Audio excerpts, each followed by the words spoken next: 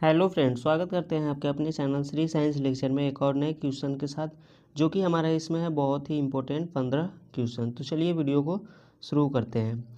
किसी रासायनिक अभिक्रिया में भाग लेने वाले पदार्थ को कहा जाता है। क्या क्वेश्चन है?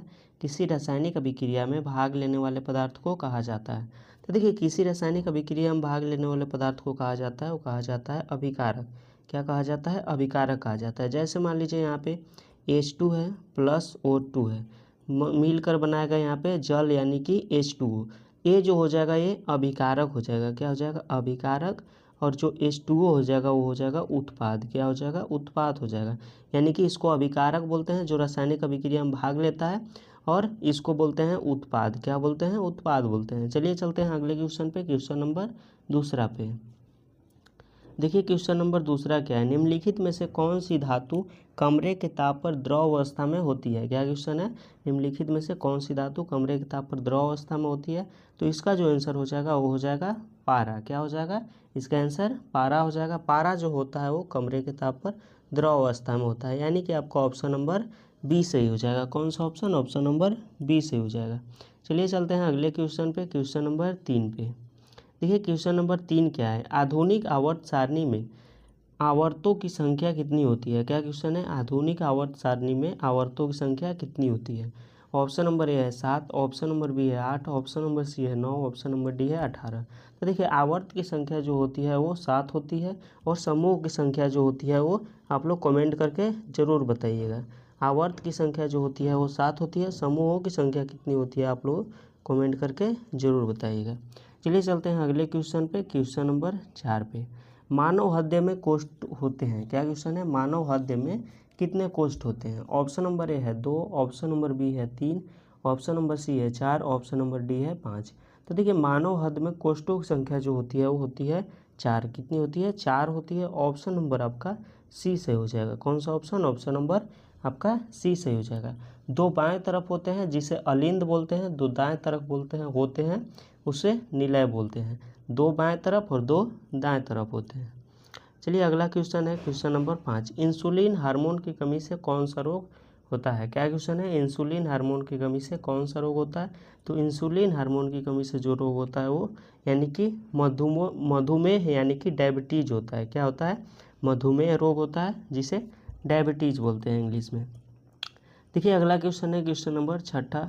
घेघा रोग किसकी कमी के कारण पनपता है। क्या क्वेश्चन है? घेघा रोग किसकी कमी के कारण पनपता है। तो घेघा रोग पनपता है वो आयोडीन की कमी से पनपता है। किसके कारण? आयोडीन की जब कमी से घेघा रोग पनपता है। यानी कि आयोडीन की कमी जब होगा तो घेघा रोग पनपेगा। अगला क्वेश्चन है, क्वेश्चन नंबर 7। समतल दर्पण द्वारा प्रतिबिंब हमेशा कैसा होता है। क्या क्वेश्चन है? समतल दर्पण द्वारा प्रतिबिंब हमेशा कैसा होता है। ऑप्शन नंबर ए है वास्तविक, ऑप्शन नंबर बी है काल्पनिक, ऑप्शन नंबर सी है काल्पनिक, ऑप्शन नंबर सी है कभी वास्तविक तो कभी काल्पनिक, ऑप्शन नंबर डी है उल्टा। तो देखिए समतल दर्पण द्वारा जो प्रतिबिंब बनता है वो बनता है आभासी सीधा वस्तु के बराबर। क्या होता है? आभासी सीधा वस्तु के बराबर। यानी कि आपका ऑप्शन नंबर यानी कि बी सही हो जाएगा। कैसा बनता है? तो काल्पनिक यानी कि आभासी बनता है, सीधा बनता है, वस्तु के बराबर बनता है। अगला क्वेश्चन है, क्वेश्चन नंबर 8। किसी लेंस की क्षमता का एसआई मात्रक होता है। क्या क्वेश्चन है? लेंस की क्षमता का एसआई मात्रक होता है। तो लेंस की क्षमता का जो एसआई मात्रक होता है वो डायोप्टर होता है। क्या होता है? डायोप्टर होता है। ऑप्शन नंबर आपका सी सही हो जाएगा। लेंस की क्षमता का जो मात्रक होता है वो डायोप्टर होता है। अगला क्वेश्चन है, क्वेश्चन नंबर 9।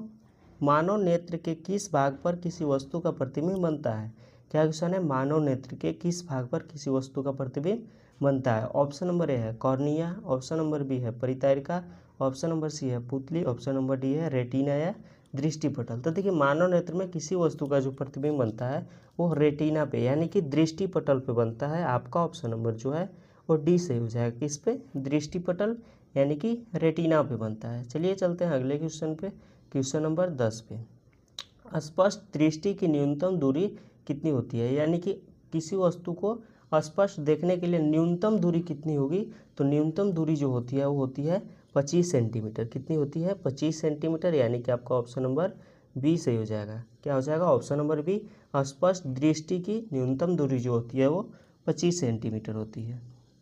अगला क्वेश्चन है, क्वेश्चन नंबर 11। विद्युत धारा को मापने वाले यंत्रों को क्या कहते हैं? क्या क्वेश्चन है? विद्युत धारा को मापने वाले यंत्र को क्या कहते हैं? तो विद्युत धारा मापने वाले यंत्र को एमीटर कहते हैं। क्या कहते हैं? एमीटर, यानी कि आपका ऑप्शन नंबर बी सही हो जाएगा। कौन सा ऑप्शन? ऑप्शन नंबर बी सही हो जाएगा।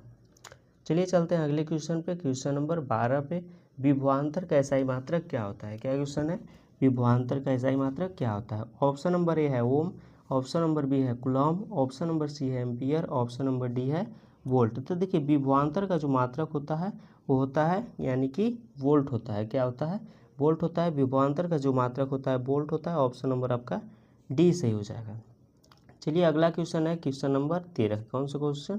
क्वेश्चन नंबर 13, विद्युत बल्ब का तंतु किस धातु का बना होता है? क्या क्वेश्चन है? विद्युत बल्ब का तंतु किस धातु का बना होता है? जो स्प्रिंग के जैसा जो रहता है, यानी कि पीला वाला बल्ब में जो स्प्रिंग के जैसा होता है, इसे फिलामेंट भी बोलते हैं। किस चीज़ का बना होता है? तो ये जो होता है टंगस्टन धातु का बना होता है। किसके? टंगस्टन का बना होता है। यानी कि आपका ऑप्शन नंबर बी सही हो जाएगा। विद्युत बल्ब का तंतु यानी कि फिलामेंट किस धातु का बना होता है? तो टंगस्टन धातु का बना होता है। अगला क्वेश्चन है, यहाँ पे क्वेश्चन नंबर 7 हो गया है। अगला क्वेश्चन है, विद्युत धारा की एसआई इकाई क्या है? क्या क्वेश्चन है? विद्युत धारा की एसआई इकाई क्या है? तो विद्युत धारा की एसआई जो इकाई होता है यानी कि एसआई मात्रक वो एम्पियर होता है। ऑप्शन नंबर आपका सी सही हो जाएगा। अगला क्वेश्चन है क्वेश्चन नंबर जो लास्ट क्वेश्चन है, सबसे कठोर प्राकृतिक पदार्थ कौन सा है? क्या क्वेश्चन है? सबसे कठोर प्राकृतिक पदार्थ कौन सा है? तो सबसे कठोर प्राकृतिक पदार्थ जो होता है वो हीरा होता है। तो चलिए इसी तरह से हमारा 15 क्वेश्चन समाप्त हुआ।